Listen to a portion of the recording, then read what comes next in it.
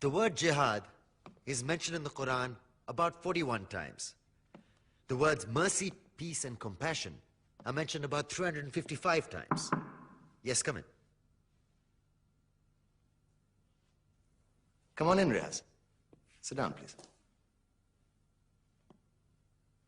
Contrary to popular belief in most Western cultures, Islam is a religion that preaches peace and tolerance. Yes, Patricia.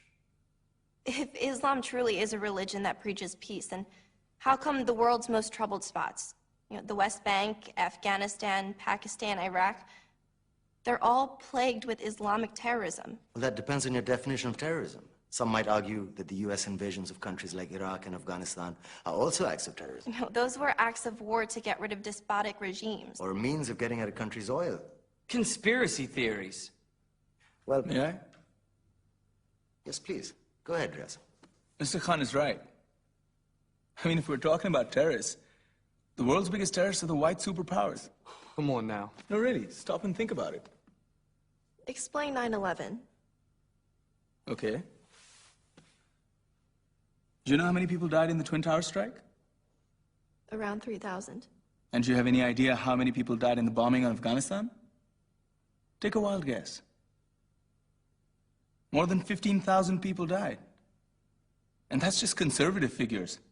About 50,000 tons of explosives were dropped on innocent civilians. Men, women, children. Yeah, but that was because of the Taliban. Now that you brought it up, did you know that the Taliban was a creation of the CIA to fight the Russians? Whatever. They were still harboring terrorists. Yeah, right. Terrorists that were never found. Just like the weapons of mass destruction that were never found in Iraq. Do you want to get into the death toll in Iraq? 500,000 civilians and counting. And what do Britain and America say when they don't find these weapons? It's simple. They just say sorry. And still refuse to relinquish control of these countries. What are you trying to say? What I'm trying to say is that just because you're American, wear a fancy suit, and call yourself the president, doesn't make you any less of a terrorist.